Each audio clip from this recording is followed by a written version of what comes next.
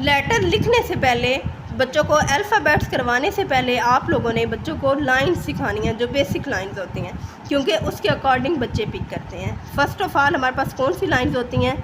Standing line, sleeping line, slanting line, curve,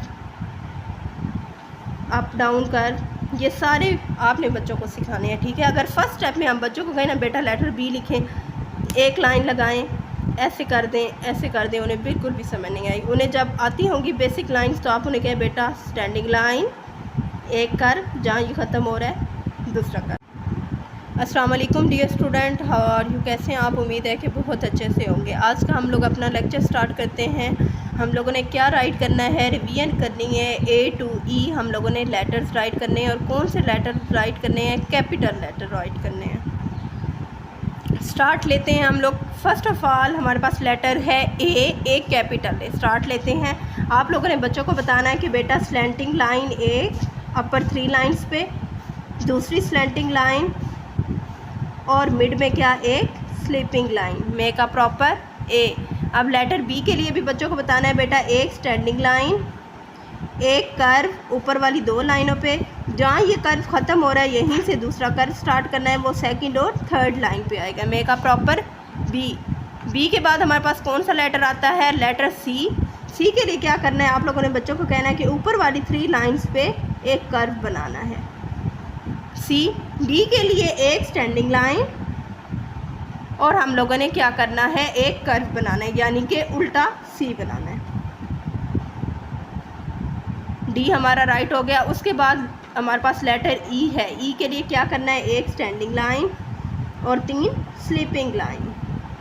ये हम लोगों ने कर ली। ट्रेसिंग अब बारी आती है फ्री हैंड की। फ्री हैंड के लिए आप लोगों ने बच्चों को बताना है। स्टार्ट में हम लोग क्या करते हैं? बच्चों को 3 डॉट लगा के देते हैं, एक ऊपर डॉट और 2 नीचे डॉट। ये वाला जो डॉट है वो मिड में आए।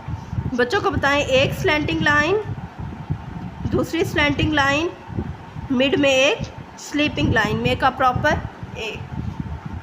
लेटर बी की तरफ आते हैं। बी के लिए 3 लाइनों पे 2 डॉट लगाएं और एक सेकंड लाइन पे डॉट लगाएं। एक स्टैंडिंग लाइन, एक कर्व, जहाँ पे ये कर्व ख़त्म हो रहा है वहीं पे दूसरा कर्व।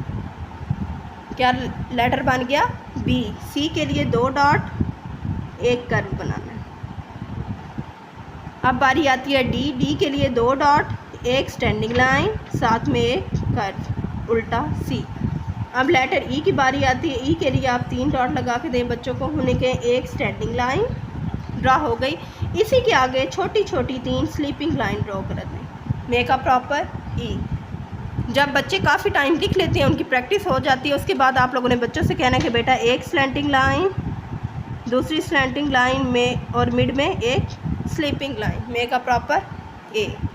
बी के लिए एक स्टैंडिंग लाइन, एक कर्व, दूसरा कर्व। सी के लिए एक कर्व। डी के लिए स्टैंडिंग लाइन, एक कर्व, उल्टा सी। ई के लिए एक standing line, 3 sleeping line. Same इसी तरह आप लोगों ने बच्चों को ये फुल पेज कंप्लीट करवाना है, अच्छे से इसकी प्रैक्टिस करवानी है और बच्चों को याद भी करवाना है। अल्लाह हाफिज़।